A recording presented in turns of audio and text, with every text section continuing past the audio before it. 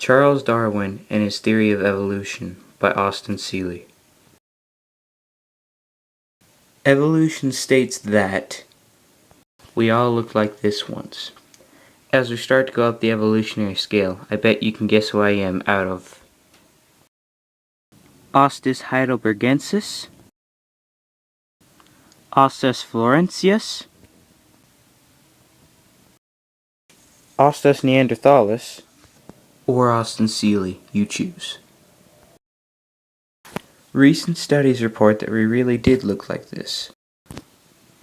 But Darwin never knew that. In fact, he did not know 99% of what we know today. But it was that 1% that he discovered that changed the knowledge of mankind forever. Charles Darwin was born in Shrewsbury, England on February 12, 1809 to a family of doctors and industrialists. Darwin started training to be a physician, but he decided he did not want to be a doctor. Then he started studying to be a pastor for the Elysian priesthood on the Cambridge University.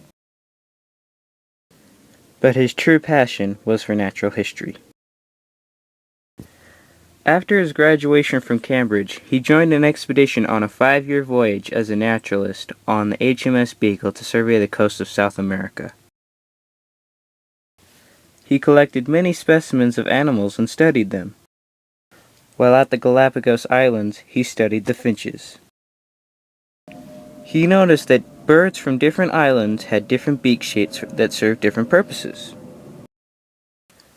These differences are called adaptations.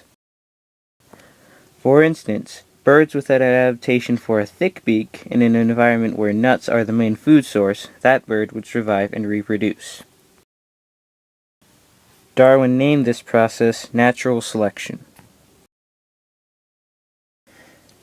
At the end of the voyage in 1836, he returned back to England, where he published some of his works on the geology of South America, the coral reefs, and the animals found on the expedition. But he kept his ideas of evolution to himself. He soon met and married his wife Emma Wedgwood White in 1839. Then soon bought a house in a London suburb and started a family. Music played a large role in his life. His wife was an accomplished pianist trained by Frédéric Chopin. She would play the piano for him while he was resting. I guess it's too bad that he was tone deaf.